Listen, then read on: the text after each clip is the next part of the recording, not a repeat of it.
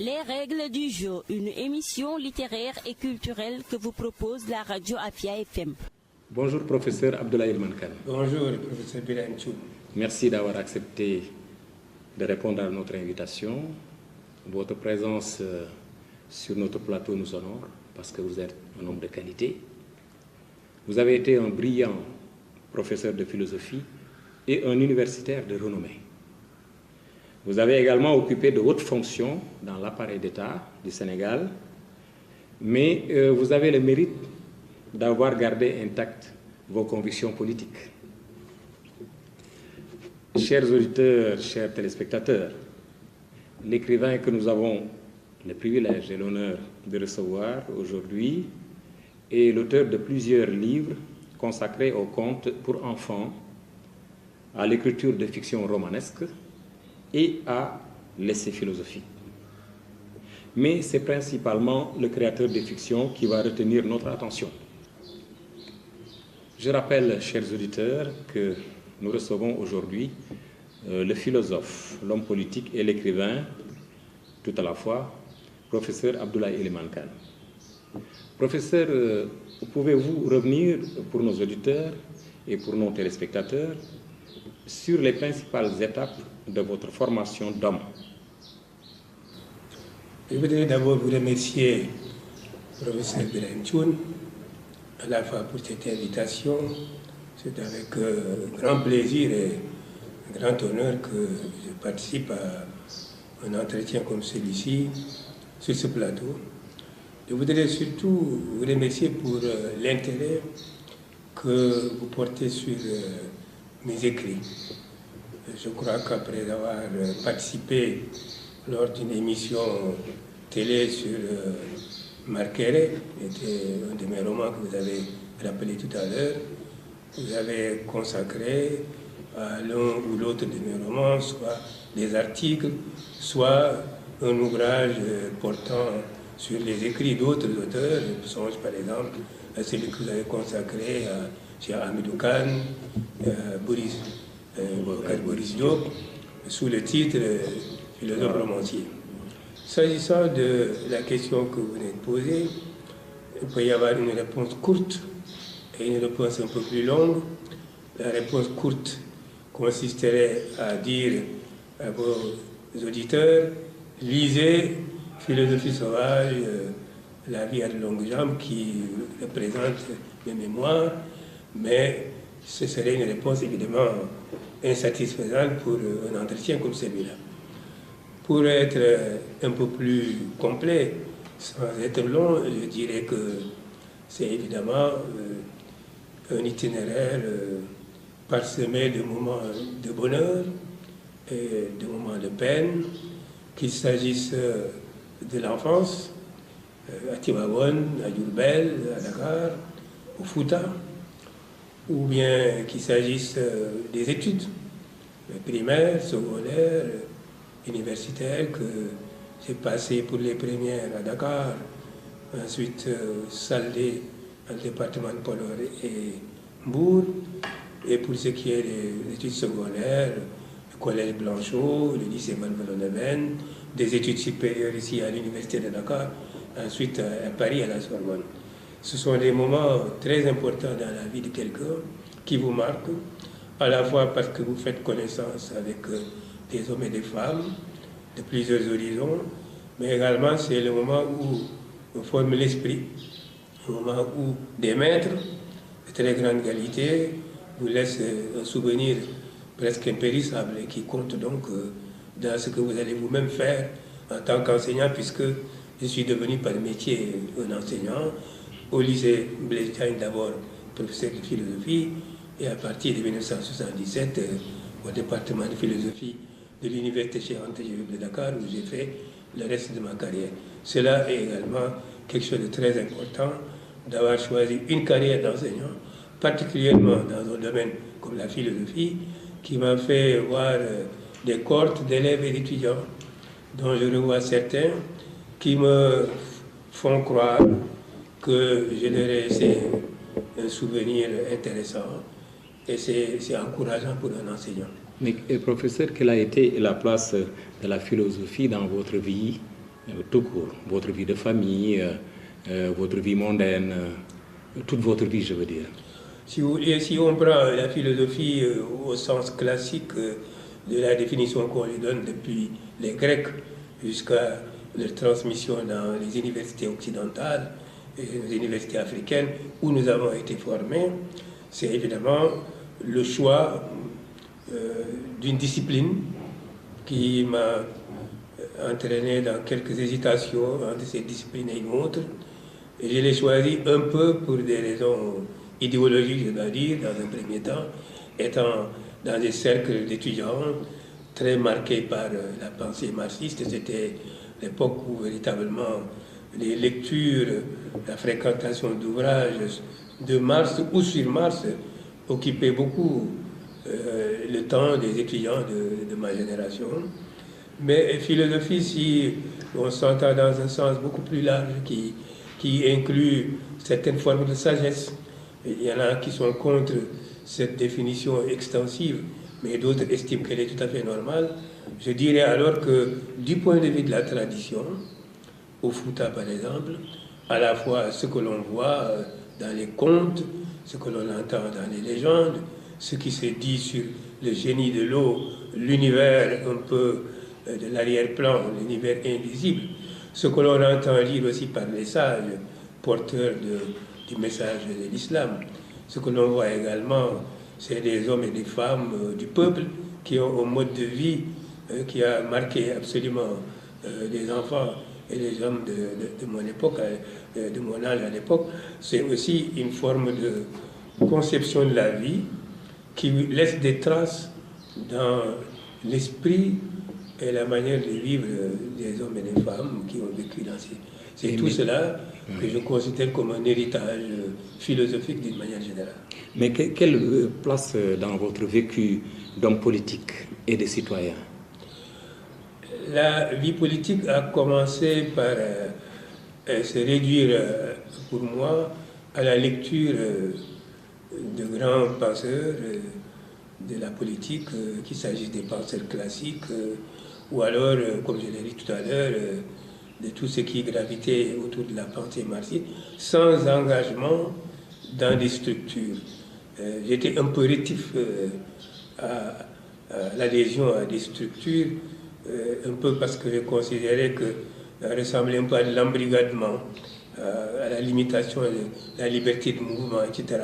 Évidemment, on ne peut pas rester sur des positions comme celle-là longtemps sans s'enfermer dans des contradictions, parce que si ce n'est pas là, c'est ailleurs, c'est dans des associations comme celles que j'ai longuement fréquentées. Comme oui, justement, la prise de parole philosophique est aussi une forme de prise de parole publique pour la plupart du temps.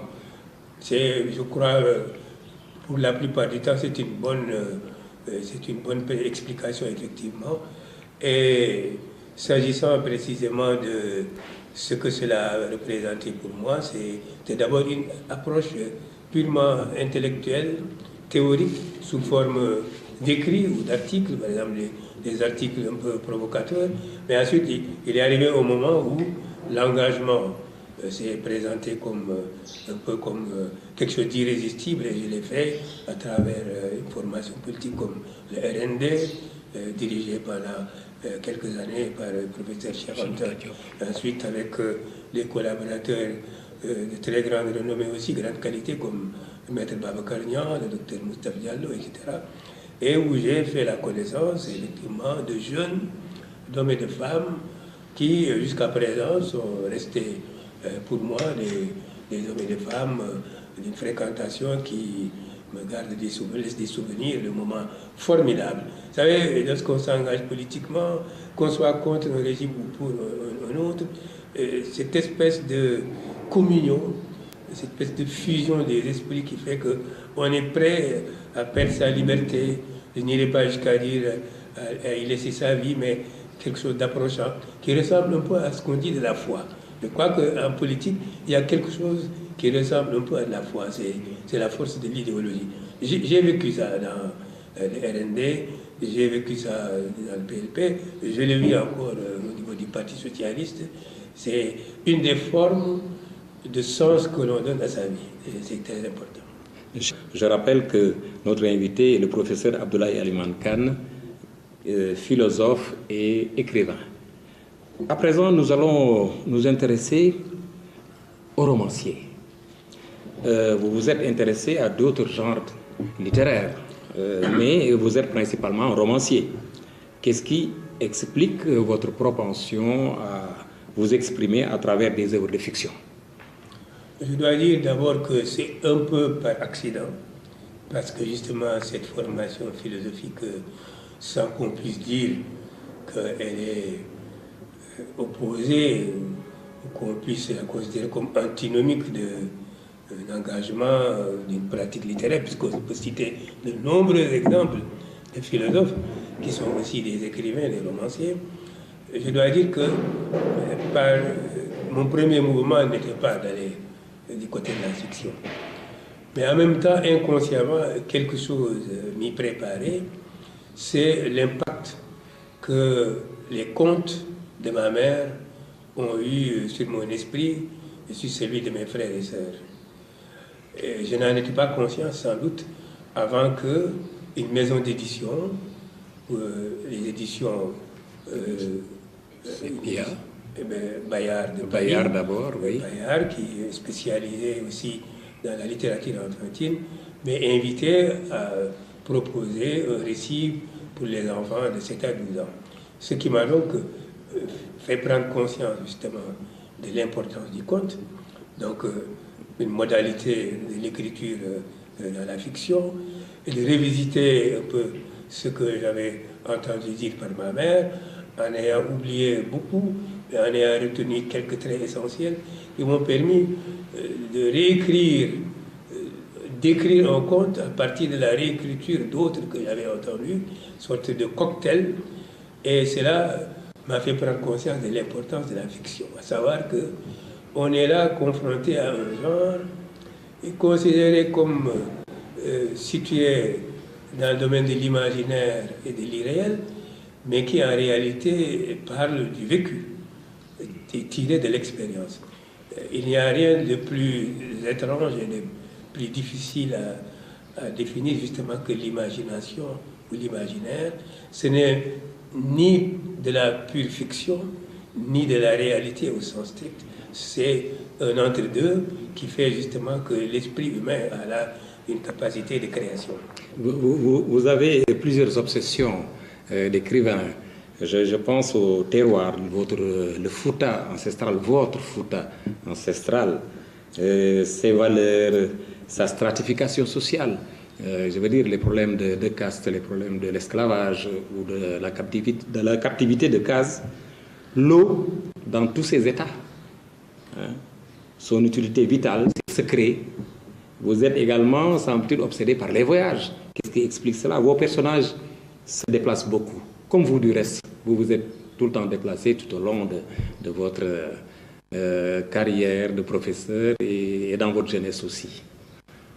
C'est exact. Vous avez parfaitement raison de dire qu'on peut y trouver tous ces sous-thèmes qui sont peut-être des profils successifs de ce que l'on a vécu. Et justement, mon enfance et mon adolescence ont été marquées par des déplacements. Un père fonctionnaire de l'administration coloniale ayant fait plusieurs affectations en changeant de ville. Et ensuite, quand il a pris sa retraite, son retour au pays natal, si je puis dire, au Fouta natal, qui me le fait découvrir dans une sorte d'éblouissement, puisque sans que ce soit complètement différent des autres terroirs du centre du pays, comme Dakar, Diourbel, Touaouen, où j'ai vécu, la vallée du fleuve a quand même ses spécificités. Et le fait de découvrir brutalement cela m'a enchanté et à la fois, dans un premier temps, entraîné dans une période d'ennui, puisque la ville est très différente de la vie villageoise.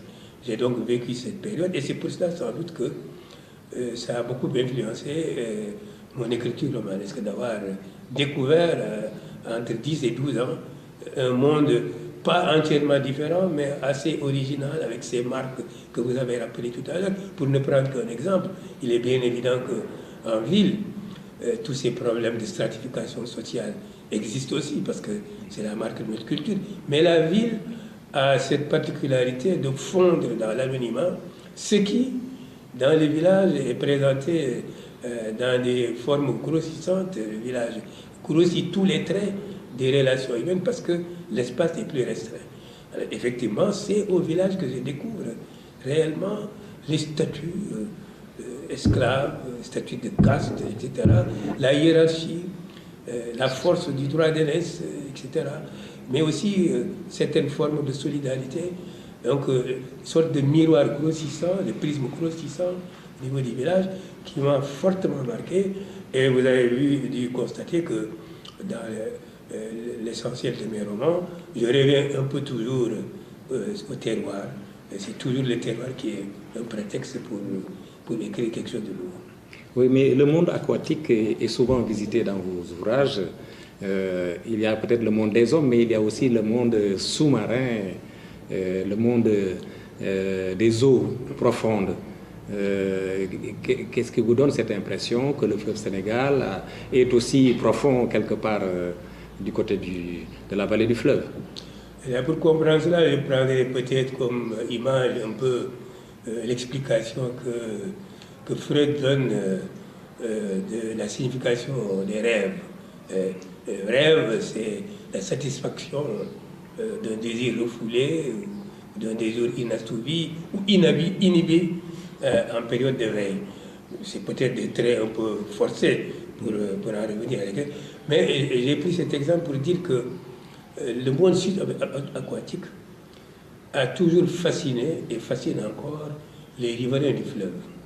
Aujourd'hui, avec la technologie, l'avancement des sciences, etc., les gens sont un peu moins naïfs, un peu moins dupes par rapport à cela. Mais à l'époque où moi j'étais adolescent, et sans doute encore aujourd'hui, l'idée d'un génie de l'eau qui occupe une place fondamentale dans les récits, dans les légendes et dans les croyances de la vie quotidienne, constitue pour les adolescents toujours un désir à la fois et une crainte d'aller voir justement ce qui se passe. Est-ce que réellement il existe? En même temps que ce n'est pas possible, même si c'était possible, on aurait peur de le faire. La preuve, c'est qu'on présente certains personnages qui ont été victimes de noyades et qui sont revenus, comme il a été à un moment donné prisonniers du génie de l'eau. On les présente toujours comme des personnages dotés d'un langage nouveau, incompréhensible pour les riverains, mais aussi un peu transformé. Donc il y a à la fois une crainte et une attirance. Alors, écrire là-dessus, comme dans Marquet par exemple, est une manière d'assouvir un désir qui est inhibé ou qui n'est pas susceptible d'être accompli, d'être satisfait dans la vie quotidienne. Et je crois, en le faisant, l'avoir fait pour tous les adolescents de ma génération qui ont vécu à la fois cette attirance et cette crainte. Et le monde sub-aquatique a une très grande présence dans l'esprit des riverains du fleuve parce qu'on pense, entre autres choses, que la richesse, justement, en bétail, en poissons, la fertilité des terres, etc., sont un peu liées à sa volonté. Même si ce n'est pas exact, cette croyance a une importance dans le comportement des hommes. Mais ce qui est étonnant, c'est que chez Waranka, par exemple, dans votre premier roman, La Maison au Figuier, le personnage réapparaît avec beaucoup plus de force, beaucoup plus de puissance. Dans Marqueret également, le personnage réapparaît avec une autre puissance. Il est même doté de puissance surnaturelle, il faut le dire, mais on le voit s'accomplir véritablement et n'être à l'aise que dans ce monde subaquatique. Qu'est-ce qui explique justement cela? Est-ce que dans votre représentation, il y a plus de bien à aller prendre au fond de l'eau que de mal à supporter sur les berges? C'est sans doute à partir de ce symbolisme presque universel de l'eau, pas presque, mais un symbolisme universel de l'eau comme source de vie. Mais c'est aussi le fait que le fleuve c'est véritablement l'épine dorsale du Fouta, de la moyenne vallée du fleuve. Et par conséquent, toute l'histoire, une bonne partie, la plus importante de l'histoire du Fouta, à la fois la période précoloniale, la période coloniale et post-coloniale, trouve très, très fortement liée à la navigation sur le fleuve, mais également à l'exploitation des ressources de l'eau, à la fois les ressources sur terre et les ressources sous terre, subaquatiques. Alors, tout cela est donc une manière peut-être de dire que l'eau a toujours représenté une source de vie, mais pour le fleuve, considérons que c'est là encore une source de possible indéfini, de possible de développement, d'exploitation des ressources subaquatiques, mais également de tout ce que l'eau permet d'exploiter sur ses berges. Ça va du tourisme à l'implantation d'arbres de plusieurs essences pour faire revivre cette région qui a été fortement marquée par la désertification, donc à une nouvelle carrière pour la navigation fluviale, et donc une nouvelle chance pour cette région du fleuve, dont à un moment donné, le président Abdou Diouf, utilisant une image, a dit qu'il pourrait être la Californie du Sénégal. Notre invité, je le rappelle, est le professeur Abdoulaye Elimane Kane, philosophe, écrivain, homme politique. Il ne nous parle pas beaucoup de son statut d'homme politique. Mais continuons toujours sur vos fictions. Nous aurons l'occasion de revenir un peu sur cet aspect de votre personnalité qui est le moins apparent.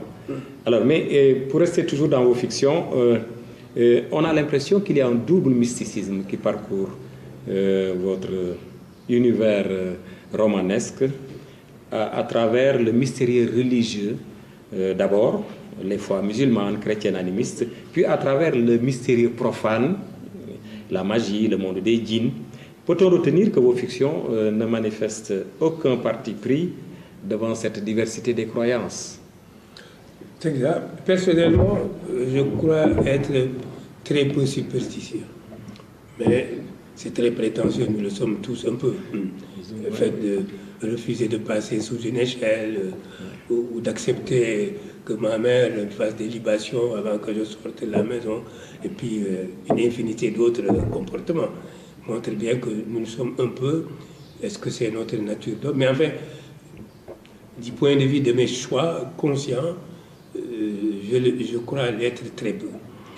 Mais maintenant, il est évident que la société africaine, que ce soit la société Halpulaar, la société Wolof ou Sérère, se trouve profondément imprégnée par une représentation de plusieurs mondes superposés ou en étage, en particulier un monde invisible et même le surnaturel, qui compte beaucoup, qui compte énormément dans la vie des hommes, et qui fait que du lever au coucher, nous sommes mus par cette préoccupation qui entraîne des comportements. Prenez par exemple le fait de tous les jeudis dans la vallée du fleuve Sénégal, que j'ai vu de mon enfance, faire ce qu'on appelle le repas des morts. Parce que c'est la veille du vendredi, jour très important pour la Oumma islamique, prélever une partie du dîner, du repas du soir, et les dédier aux morts, en le mettant dans une calebasse, à l'entrée de la maison, dans la rue, etc. Ce sont des croyances parce qu'il y a une telle proximité dans le village entre les morts et les vivants. En général, le cimetière n'est pas très loin d'ailleurs. Une telle proximité que dans la croyance des gens, il y a une circulation d'informations des uns vers les autres qui nous influencent, que nous aussi nous prions pour eux, pour ne prendre que cet exemple, mais qui est tout à fait représentatif de la place justement de ces représentations. J'ai voulu donc prendre acte de cela, le noter comme faisant partie de notre vie, mais à côté, je signale aussi, et vous l'avez certainement remarqué, la place que prend la science et la technique sans doute venus du monde occidental, et qui nous donnent d'autres perspectives. Je ne suis pas un fanatique de la science et de la technique. J'estime qu'il y a une forme d'obsession, une forme d'idolâtrie de la science et de la technique qu'il faut absolument rejeter et que je rejette. Mais qu'il y a un autre aspect qui nous permet donc de mettre en face de ces représentations d'autres données, d'autres perceptions de la réalité, et on s'aperçoit que, qu'on le veuille ou non, ça change quelque chose dans le comportement des hommes. Mais il y a une forte présence de religions monothéistes, par exemple dans le christianisme, l'islam. Vous semblez les mettre dos à dos dans vos fictions. Oui, je dit que je ne fais pas. Je suis musulman, j'ai reçu une éducation de musulman, je fais partie d'une famille de musulmans, je suis musulman pratiquant, mais je crois que notre monde gagnerait à accepter la coexistence des religions, que chacun croit à ce qu'il croit. Nécessairement, quand on croit à quelque chose, on a tendance dans la hiérarchie à le mettre au-dessus des autres. Mais quand on pense que les autres aussi mettent leur religion au-dessus de la vôtre, il faut relativiser sans toutes les choses. Et je suis profondément attaché à la laïcité. J'ai découvert la laïcité étant très jeune dans le scoutisme. J'ai adhéré au mouvement des éclaireurs laïcs, étant élève au collège, en classe de 5e, et j'ai découvert ce que signifie la laïcité. Ce n'est pas la laïcité au sens où la Constitution française la conçoit, une tendance à opposer l'État à tout ce qui est religieux, mais c'est justement cette coexistence des croyances et des cultes et des religions dans le respect mutuel. J'ai vécu ça avec des jeunes comme moi, appartenant à différentes religions, et ici comme en France, et avec des possibilités de nier des amitiés très fortes, tout en restant fidèles à nos propres croyances. Cela, je crois, m'a beaucoup marqué, et c'est cette conception de la laïcité que j'essaie de traduire un peu dans ces romans, y compris d'ailleurs l'acceptation de ceux qui ont une religion traditionnelle à laquelle ils croient. Moi, je n'ai pas qui est autorisé à dire que quelqu'un qui croit à une religion traditionnelle n'a pas le droit de le faire ou qu'il doit être brûlé. Je ne sais pas qui leur a donné ce pouvoir. Personnellement, je me méfie de ce genre de comportement. Je suis pour cette pluralité, justement, des cultes qui coexistent dans le respect et même dans la possibilité de rechercher des valeurs communes pour les cultiver, parce que c'est à cette condition que notre monde, notre terre peut être viable. Oui, et notre terre peut être viable par l'observation de valeurs religieuses, mais également par l'utilisation de la technologie. Un souffle de modernité traverse également vos univers romanesques, représentés par la technologie, les montres-bracelets, les ordinateurs, les téléphones portables. Quel message voulez-vous justement transmettre à travers la peinture de ce monde nouveau envahi par la technologie moderne? Là également, je dois dire que j'ai été très marqué, servi dans ce domaine par mes études philosophiques. Je découvre, en allant à Paris, préparer mon mémoire de maîtrise, ensuite continuer à poursuivre mes études, découvre un enseignement sur l'histoire des sciences et des techniques, notamment sur l'histoire des techniques que je n'avais pas eu le temps de recevoir quand j'étais en classe terminale ou bien ici à Dakar, et qui me montre donc une histoire profonde, faite de heurts, de difficultés, de tâtonnements, mais également une continuité dans le progrès qui périodiquement change la face du monde avec ses inconvénients et ses avantages.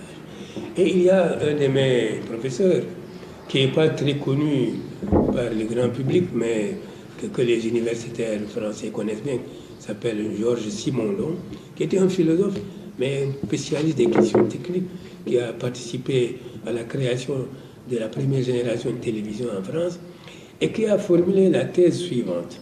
Simon dit, la technique est certainement la seule chose absolument universalisable. Que donc la technique peut transcender les cultures, peut traverser les cultures. Les croyances aussi. Sans problème. La preuve, vous voyez par exemple aujourd'hui, pour prendre ce qu'il y a de plus ordinaire et de plus à notre portée, c'est le téléphone portable. Aujourd'hui, même à la limite, un analphabète peut avoir un téléphone portable et s'en servir. Exactement. Et donc, cette possibilité, comment expliquer cela?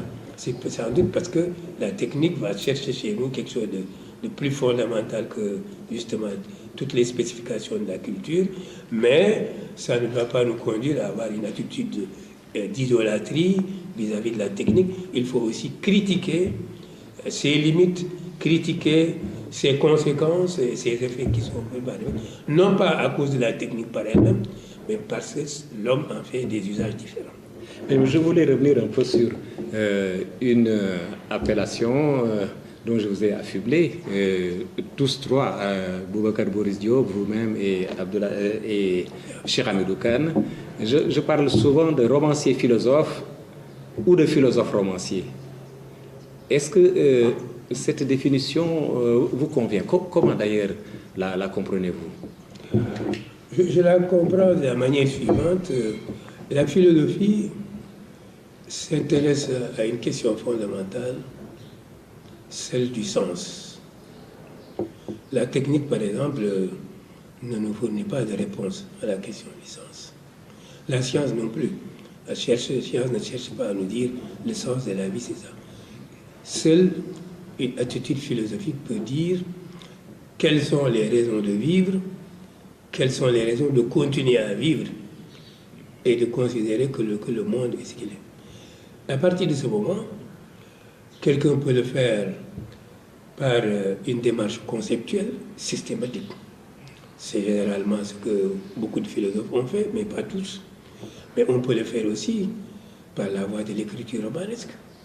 Et c'est aussi ce que beaucoup de romanciers et d'écrivains ont fait. Si bien que ce constat me conduit à cette idée qui n'est pas nouvelle, qui n'est pas de moi d'ailleurs, qui est de plus en plus développée. À savoir qu'en même temps que la spécialisation, qui est une des conditions de l'approfondissement et peut-être du progrès dans des disciplines données, nous nous apercevons qu'avec la complexification des vies humaines, des sociétés humaines, il faut sans doute de temps en temps abattre les cloisons, les frontières entre les disciplines et voir ce que justement ces disciplines peuvent viser en commun. C'est un peu cela que je ressens. Quand j'écris un roman, je n'ai pas l'impression que je me dédouble, que je cesse de m'intéresser à la conceptualisation philosophique. J'estime que c'est la même quête de sens que je fais dans Marqueret et que je fais dans un article que j'ai écrit par exemple sur le symbolisme des systèmes de numération parlée africaine. C'est la quête de sens. Voilà donc un peu la possibilité, je crois, non pas de supprimer les disciplines, non pas de renoncer à la spécialisation, c'est justement au contraire les conditions pour l'approfondissement, pour que dans ce dialogue, chacun puisse apporter un éclairage que l'autre n'a pas, mais fondamentalement, si ce qui nous intéresse, c'est l'humain, eh bien c'est la recherche du sens de l'humain que le philosophe fait et que l'écrivain fait également. Mais dans ce cadre, il y a un outil que vous utilisez, c'est la parole. Et la parole qui sert à dire ce que moi je ressens, à le dire aux autres, à faire dire aux autres ce qu'ils ressentent également. Est-ce que justement la parole n'a pas chez vous des statuts différents que vous cherchez à mettre en perspective en fonction des situations et en fonction des domaines, surtout dans le domaine de la politique? Je reviens sur cet aspect-là. Est-ce que la parole vaut le silence en politique? Il y a dans justement des écrits qui concernent un peu l'épistémologie qu'on trouve dans mon texte Penser l'humain, la part africaine.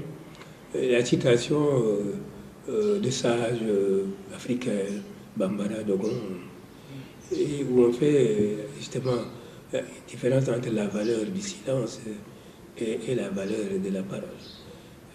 Il y a des paroles riches, sacrées, mais il y a des paroles futiles. Et il y a un silence qui est plus instructif, ou en tout cas qui, du point de vue déontologique, s'impose dans la démarche de la connaissance. Et c'est justement ces moments où la déontologie commande le silence, sont des moments très forts où la parole articulée disparaît, mais la recherche du sens dont je parlais tout à l'heure est toujours là.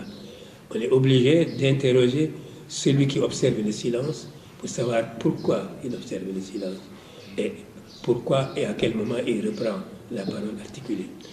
Si nous revenons, vous avez parlé plusieurs fois de la politique, évidemment, c'est une activité dans laquelle je suis engagé parce que je pense que c'est une activité noble, dans la mesure où, d'après sa définition, elle vise et contribue à la construction de la cité.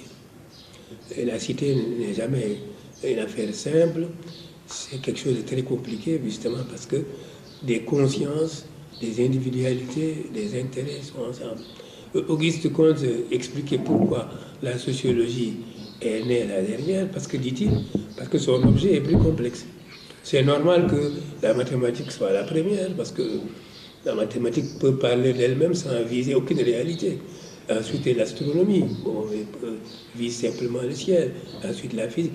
La sociologie qui vise justement comme objet la vie des hommes, ou des éléments psychologiques, des éléments matériels, des éléments spirituels.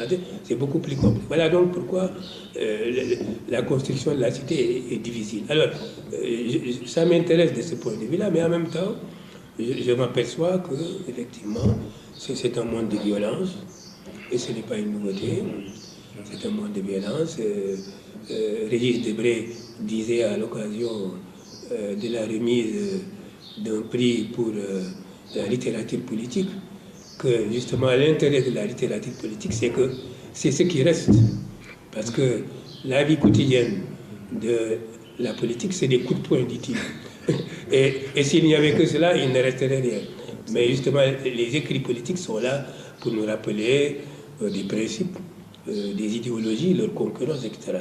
Alors, je constate cela en même temps. Et justement, par rapport à la parole et au silence, on peut la proférer, l'articuler au sein des instances, par exemple celle à laquelle j'appartiens, je suis membre du bureau politique du Parti socialiste, mais j'ai peu de propension à l'articuler au dehors, dans des débats, dans des articles. Il m'est arrivé d'écrire des articles pour prendre position. Je n'ai pas l'idée que j'ai renoncé définitivement à ça, mais c'est comme d'ailleurs à propos de l'écriture, que ce soit pour le roman ou un texte philosophique, ou la philosophie, je pense que quand on a quelque chose à dire, il faut prendre la parole. Mais si on n'a rien à dire, il faut véritablement observer le silence. Absolument. Bon, nous n'allons pas nous taire, nous allons continuer à réfléchir et à parler. Mais, professeur, notre rencontre se termine. Quels sont vos projets? Eh bien, actuellement, je pense qu'il est temps. Je me suis occupé de ça, puis je me suis arrêté beaucoup avant de le faire. Et de publier enfin ma thèse de doctorat d'État qui porte sur les systèmes de numération parlés, donc des langues africaines, que j'ai soutenu en 1987 et que je n'ai toujours pas publié, sans doute à cause, dans un premier temps, des difficultés de trouver les autres éditions, mais enfin, il fallait aussi avoir le temps de bien la revoir pour qu'elle soit susceptible d'être publiée. Je voudrais aussi reprendre, parce que ça m'a été suggéré par beaucoup de personnes, de reprendre la dernière partie de mon mémoire, plutôt de mes mémoires, Philosophie sauvage, la vieille de longue jambe, cette partie qui porte sur la maladie, et la revoir, l'enrichir, la développer un petit peu. Beaucoup de gens, beaucoup d'amis qui l'ont lu m'ont dit qu'il serait bien de le faire. évidemment. Enfin, dans mes derniers romans, j'ai toujours pris un personnage qui était déjà présent dans les romans intérieurs pour le mettre davantage en lumière. Je l'ai fait pour Giarno, par exemple, s'agissant des dissidents. Je voudrais en prendre un, mais je ne vous dirai pas pour le moment lequel, pour le mettre davantage en lumière. Et cette sorte de trilogie serait terminée et je ne sais pas après ce que je vais faire. Donc vous nous annoncez en même temps votre prochain roman. Inch'Allah, merci. Merci beaucoup, professeur Birahim Thioune.